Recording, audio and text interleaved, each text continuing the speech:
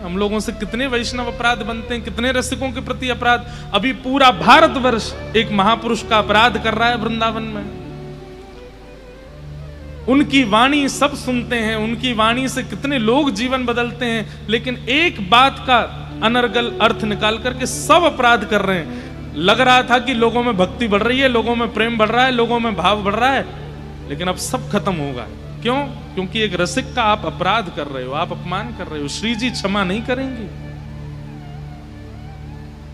यहां बैठे भी अगर कोई व्यक्ति ऐसे हैं जो उनकी उस भाव से, वही बात है कि भाई बुरा कब लगता है, जब कोई सच बोल दे। और वे तो सबको बोलते हैं, उनके लिए कोई स्त्री पुरुष अलग अलग नहीं है। वो पुरुषों को भी समझाते हैं, वो बच्चों को भी समझाते हैं, हम कथा वक्ता भी जाते हैं, हमको भी समझाते हैं। आज पूरा विश्व उनका कितना अपराध, घनघोर अपराध कर रहा है। इसीलिए कहीं सुनामी आ रही है, कहीं पर भूकंप आ रहा है, कभी कुछ हो रहा है, कभी कुछ हो रहा है। हमारी प्रार्थना है ऐसा मत कीजिए आप लोग। जिनकी वाणी सुनकर के कभी कृष्ण प्रिय लगे हैं, वृंदावन प्रिय लगा है, कम से कम उनका इतना तो सम्मान कीजिए कि वो क्या कहते हैं, किस भाव को प्रस्तुत करते हैं। आप ठाकुर जी को क्रोध क्यों दिला रहे हो? भोग में कोई अपराध हो जाए ठाकुर जी गुस्सा नहीं होते, श्रृंगार में अपराध हो जाए ठाकुर जी को बुरा नहीं लगता। आपसे श्रृंगार कराने बैठे हैं क्या? वो पूरा दुनिया श्रृंगार करती है उनका, और आप क्या श्रृंगार करोगे उनका? वास्तव में कोई श्रृंगार नहीं करता ठाकुर जी का। श्रृंगार का सौभाग्य है कि वो ठाकुर जी के ऊपर पधराया जाता है। वो उसका भाग्य होता है कि मुझे धरा दो, मैं ठाकुर जी के ऊपर जाऊं। नहीं तो अंदर की बात बताऊं, श्रृंगार से ज्यादा ठाकुर जी तब अच्छे लगते हैं जब सारा श्रृंगार उतार दिया जाता है। आज हरि देखे रंगम नंगा, मोतिन माल गले और साजे, छवि के उठत तरंगा। आज हरि देखे। वास्तव में तो श्रृंगार, जब बहुत बड़ा बड़ा श्रृंगार होता है ना ठाकुर जी का, तो वो तो श्रृंगार का सौभाग्य है कि आज ठाकुर जी ने उस पर कृपा करी। आजा चल तू भी बैठ ले, तेरे भी भाग्य बढ़ा दूं मैं। जैसे कई लोग ज्यादा पॉपुलर होने के लिए प्रधानमंत्री के संग फोटो खिंचवा लेंगे, मुख्यमंत्री के संग फोटो खिंचवा लेते हैं। अब लोग बाग यूं कहें, देखो प्रधानमंत्री का सौभाग्य, इन्होंने मेरे संग फोटो खिंचाए। आप कहोगे वाह ये कोई बात है? आपका सौभाग्य कि आप उनके साथ खड़े हो। ठीक वैसे ही नूपुर से लेके मुकुट तक ये पूर्व जन्म के कोई महापुरुष संत रहे हैं जो इस बार श्रृंगार बन के आए और ठाकुर जी ने इनको धारण करके इनको कृतार्थ किया। बाकी ठाकुर जी को श्रृंगार की आवश्यकता नहीं। रोटी सब्जी दाल चावल जो आप बना करके 56 भोग पधराते हो, उससे ठाकुर जी का पेट नहीं भरता, बल्कि वो अन्न सामग्री कोई पूर्व जन्म के ऋषि हैं जो तप करके इस बार अन्न बने हैं और पक करके ठाकुर जी की थाली में पहुंचे हैं। ठाकुर जी हमको स्वीकार कर लें। ठाकुर जी को आवश्यकता, इनसे ठाकुर जी को बुरा नहीं लगता है कि आपने भोग अच्छे से नहीं लगाया, श्रृंगार अच्छे से नहीं किया, आरती नहीं करी, दीपक नहीं जलाया। इन सब से कभी ठाकुर जी नाराज नहीं होते। ठाकुर जी को दुखी करने का एक ही कारण है और वो है भक्त अपराध, वैष्णव अपराध। और भक्त अपराध वैष्णव अपराध से बचने का एक ही उपाय है। जब जब कोई आपके सामने रसिक आ जाए, चाहे परिचित है चाहे अपरिचित है, पर उसकी वेशभूषा से पता चल जाए कि रसिक है, तुरंत सिर झुका के क्षमा मांगो। और कम से कम प्रत्येक दिन 10 से लेकर के 100 वैष्णवों तक से जितना ज्यादा हो सके सबको प्रणाम करो और क्षमा मांगो कि हमें क्षमा कर देना, हमसे अपराध हो गया। आप कहोगे, पूछेंगे कब हुआ अपराध?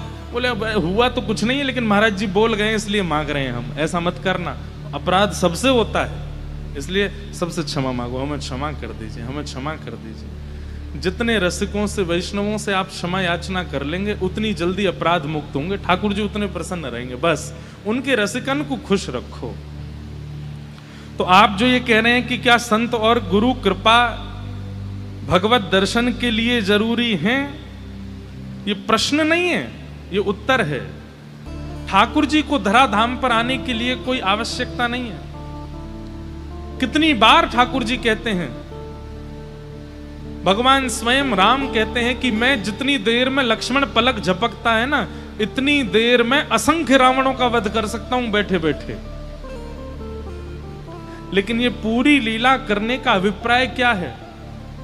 बोले रावण का वध तो मैं बैठे बैठे कर सकता हूं, पर सबरी की इच्छा बैठे बैठे पूरी नहीं होगी।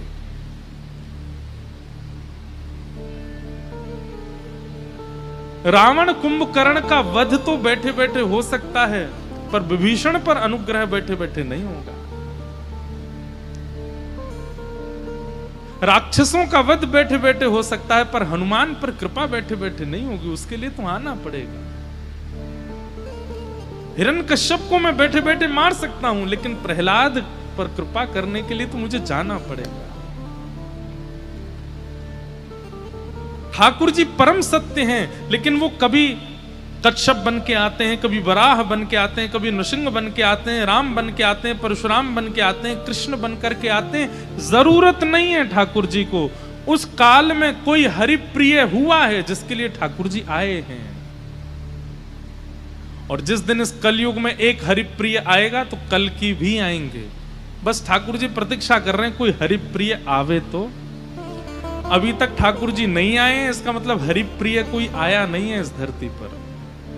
ठाकुर जी को प्रिय लगने वाला किसी ने ठाकुर जी को पुकारा नहीं है।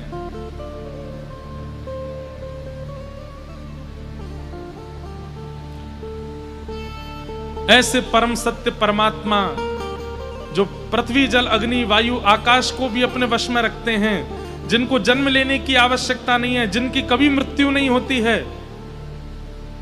वो परम सत्य हैं। लेकिन एक किसी परम वैष्णव की इच्छा की पूर्ति के लिए अवतार धारण करके आते हैं, अनुग्रह करते हैं, कृपा करते हैं। ऐसे परम सत्य परमात्मा को हम प्रणाम करते हैं। सत्यम परम धीमहि। सत्य ठाकुर जी को संबोधित किया जाता है, उस समय हमको ये बात मन से समझनी है कि इनको कोई आवश्यकता नहीं है, पर सारी आवश्यकताएं प्रकट करते हैं केवल हमारे सुख के लिए। आप लोग अपने घर की सेवा में ठाकुर जी का बिस्तर इसलिए मत बनवाया करो कि ठाकुर जी उस पर सोएंगे तो उनको आराम मिलेगा। हाँ, ये सूक्ष्म भावना तो होनी ही चाहिए, पर ठाकुर जी उस पर पौड़ते अपने सुख के लिए नहीं है।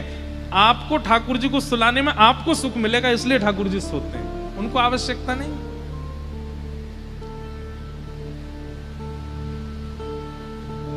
आपके सुख के लिए ठाकुर जी सब लीला करते हैं, उनको आवश्यकता नहीं। ऐसे परम सत्य को हम बारंबार प्रणाम करते हैं।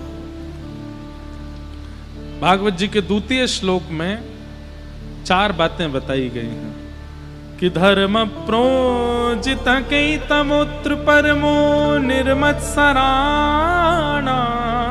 सताम।